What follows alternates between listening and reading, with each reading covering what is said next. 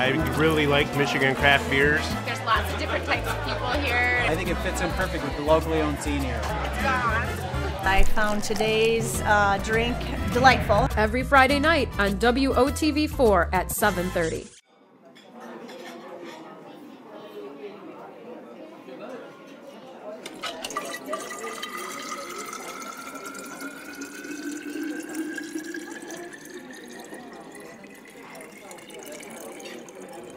I'm here at Crankers with these three hooligans, Adam, Bill, and Kevin. Adam, head brewer, Bill, his assistant, Kevin, at-large beer connoisseur. We don't really know what he does here. Anyways, I have loved talking to you guys because you're a bunch of characters, number one. But number two, you are big-time beer fans. And one of the funniest things I've heard today is that you guys went on a BWR beer run to freaking Belgium. We did. Who the heck does that? Not many people, especially according to the people at Customs. They thought it was a pretty strange concept. And so you seriously went over to Europe for 3 days to drink beer? Yeah. And to smuggle some back. It's true. Not smuggle. Well, it was legit. You imported it was legit. Yeah. We imported. You imported it. So what did you do? You flew into Brussels? We got in at 9 a.m. Friday morning, and then stayed in Brussels, dropped our stuff off at the hotel, and then went to Delirium Cafe. Then you went drinking. And we went drinking. That's exactly what we did. Yeah. And so where did you go? Delirium Cafe for a couple of beers. We had a great triple called The Rules. That was wonderful. And then we had St. Fluellen's Saison. I know it's a little sketchy. I didn't taste it while I was there. Little in and out. So. And then we went to Cantillon, which. And tell me about that. Cantillon is, in my opinion, it's the best beer on earth. It's what great. Makes it the best beer on earth? The family, the tradition, the balance, the skill, everything about it. The tears that were shed. I did get a little misty at one point. Now at Cantillon, are they doing an open fermentation? Are they? Essentially, because what they do is they go straight from the boil kettle to a cool ship that has no top on it, and then they open up slats in the walls and roof, and they only brew in the fall and winter, so that cold air blows over the top to cool the beer down, and then they just run it into barrels, and then they wait 1 to 3 years so the before they start yeast blending is that. what they're using. Absolutely. And so what is the flavor of that like compared to a conventional yeast? The real descriptors are phrases like horse blanket, goatee. Oh.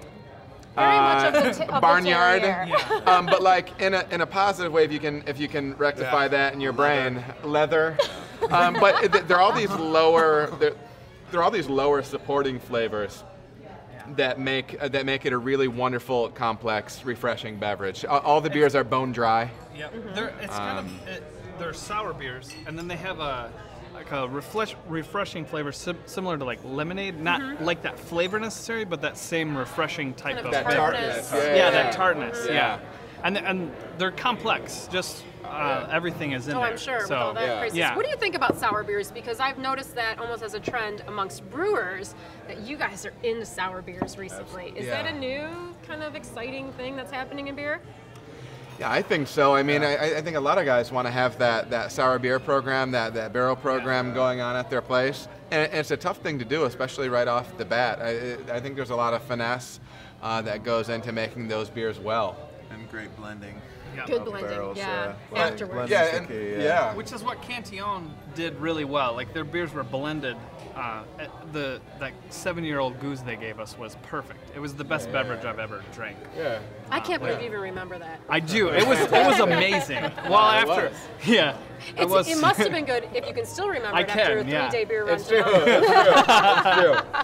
It's true. So how does one get family or wife approval to go to Belgium for 3 days? You marry an amazing woman. The end. I think that's it. It's the trick every time, right? It is. Yeah, she's the best.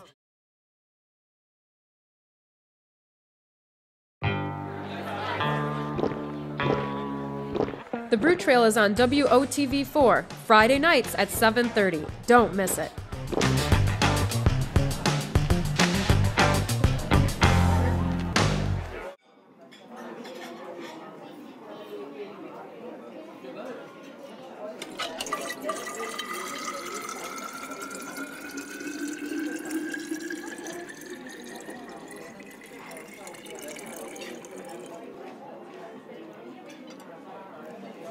Today on the Great American Brew Trail, I am at New Holland Brewery, and I am here with Brett, and we are going to talk about one of your big beers, the Mad Hatter. Yep. Now, I'm excited because we're going to get to try it two ways, right?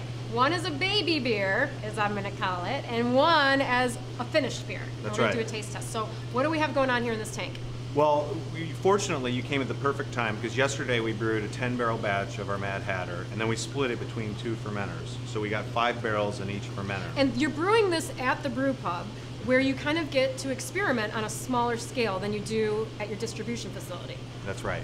That is awesome. Yeah, one of the things we've been working on, due to the seasonality of the hop harvest and different crops, is our hopping schedule on the Hatter to keep the kind of the flavor profile the way we want to keep it. So this gives us a great opportunity to use it on a small batch, to try, you know, a particular variety of Centennial hops, which we use in ours, and we can play around with that at different times during the fermentation for the dry hopping, as well as up in the kettle. We can add a little more or a little less, and then we get to see the immediate impacts of that before doing it on a big 200 or 300 barrel humongous scale. batch. Exactly. Yeah. This has been fermenting now for how long? It's been about 24 hours. It's like it was just conceived. Truly, we dropped it yesterday at about 3 o'clock. It dropped into the fermenter, and it's been ripping ever since. We start out at about 13.5 P for the homebrewers out there, and we'll get that down probably all the way down to about a 3 P, 2.5, 3 P. How long will that take to get it down that low? It should take within 6 days. We should be almost at terminal, and at 7 days we should start to walk it down and crashing the tank and getting the yeast all block out. So. Well, let's pour a glass, because I'm going to bet there's a lot of yeast in that right now. So it's going to be very cloudy. Yep, you can see the cloudy and the bubbles. It's very effervescent. It's been bubbling away here. Still a lot of residual sugar. This is it, bubble. This is your overflow here. Yep. So almost like a homebrew tank. It is. Just on a little bit of a bigger tube. You know, it's what you love to see in the morning when you come in after a brew is make that bubbling. If that you come in and that's not bubbling, you start to panic. You got some bad yeast, maybe. Yeah. So we had a successful start and a What launch. kind of yeast do you use in the Mad Hatter? This is an American ale yeast. Okay. And do you specifically only use that yeast in the brewery, or do you have a couple different strains? No, we have many different strains that we're using depending on the beer. Obviously, we have a Kolsch yeast. We have a Belgian yeast. A couple different varieties of Belgian yeast as well. So. All right. Well, give it a taste and tell me if you think it's progressing the way you tell thought you, it would. I can tell you right away. It's got that classic fermentation nose on it. Esters, relatively mild, but and then you can still smell the sweetness. You can still smell the sugar from the wort. Very much so. Yeah, and the hop is relatively muted at this point. And so cloudy still. Is it progressing the way you thought it is, would? and you can start to sense the hoppiness there, and the finish is there, the bite, which I think is going to be really interesting now. Oh yeah, it's very sweet on your tongue at first. It kind of coats your tongue with much more sugars than I would expect, and then you get it kicked in the back of your throat with a little hop. Yeah, and there's a little dry, with that hop, there's also that yeast dryness. It kind of dries it, and it actually accentuates the hop a little bit almost too. a little astringent there. Yeah. Okay, now. So this is cool. Voila. This is the done beer here. Okay, so let's try this. And look at how clear that is. Dark, too. Kind of almost more amber color at this point. Okay. Much hoppier right away. Much hoppier throughout, but very well balanced. But you don't get that residual sugar kind of in the front of it. How interesting to see how it changes. Yeah. It's good. It is good. Mad Hatter is a great beer, whether it's a baby beer or a finished beer from New Holland Brewery. Cheers. Cheers.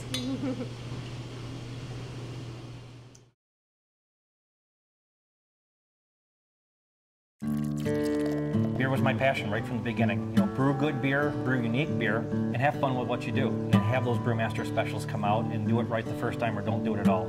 Join us at 7:30 Friday nights on WOTV4.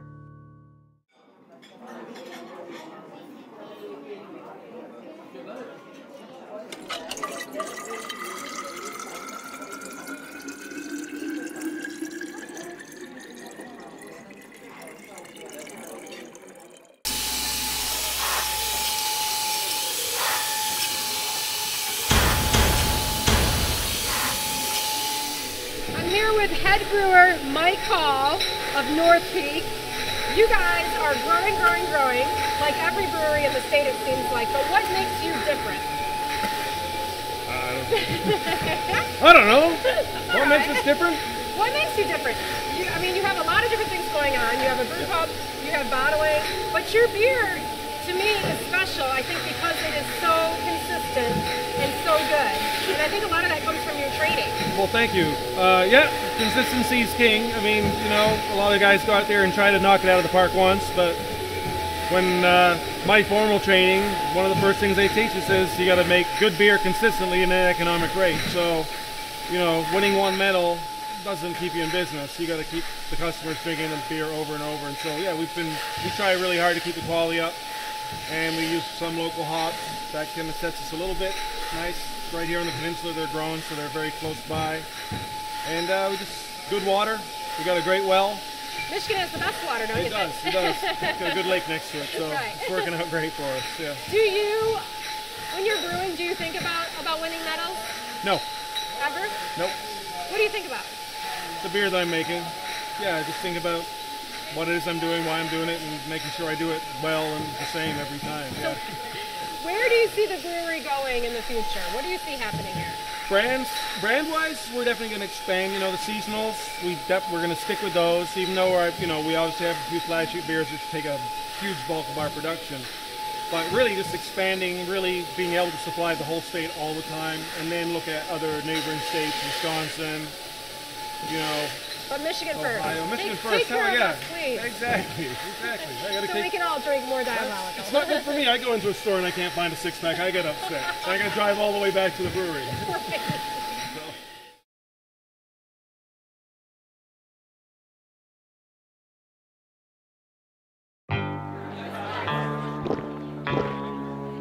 The Brew Trail is on WOTV4, Friday nights at 7:30. Don't miss it.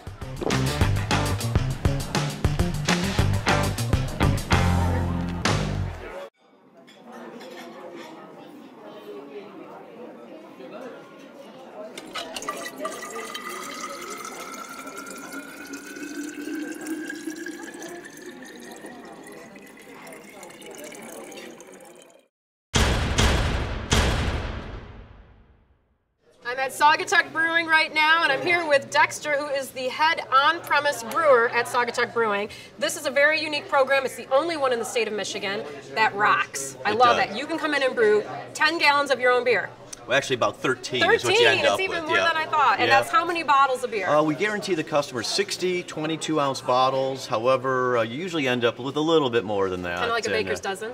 Pretty much, yeah. We like to, it is a baker's dozen. I love it. So if I dozen. wanted to come down here with a group of people, anyone can come down? Anyone can come down. It takes about 4 hours to do the process. We guide you through the entire thing from start to finish. You'll need to return in about 2.5 to 3 weeks to bottle your beer. It's cold, carved, ready to drink at that time. A bazillion recipes. We can choose what you want to make. I love it. Could I even come down with my own recipe? You could. I need some notice on that, but I can generally convert to our batch size. I just need to make sure we have the same ingredients that you're thinking of. What if I'm a home brewer and I've been having a problem with the recipe? Can you kind of talk me through it, and can we brew a batch? Possibly. Maybe? It would depend. Since you're the expert? Well, we try hard. We can help. We do help a lot of home brewers. We enjoy doing it. Some of the things we can't control at home, but if it's a recipe problem, we can normally do some troubleshooting for you. I love that. That is a really cool thing. So, what days of the week do you do this? 7 days a week. It's $250. Your first time, that includes your bottles. If you take good care of your bottles, they're reusable. So the second time you come to brew with us, you save $50. Oh, nice. Also, for an additional cost, we will put you in touch with a printer who will customize labels for you that you can apply to your bottles. Oh, I love it. Special event beer. That is a really great idea. So fun. if you have an upcoming wedding or a birthday, maybe it's a big birthday, you can come down here, brew your own beer, make your own label, and then bring it to your party. Dude, that is really cool. We do weddings, bachelorettes, bachelor parties, birthdays, like I said, special events. I love it. So if I wanted to come down here and book a time, can I do it off of your website, or is it better to call? It's best to call the brewery. And what number is that? Area code 616 990-8865. And do we ask that for is you? actually my cell number. What? Well, if this goes viral, I'm in trouble. Don't abuse it. So yeah, you can reach me during normal business hours at that number, and you can always call the brewery. They'll give you my number also. Perfect. So if you're interested in brewing your own beer, but you might need a little bit of help, or you want to have a party, head on down to Saugatuck Brewing Company and brew with Dexter on the Homebrew site.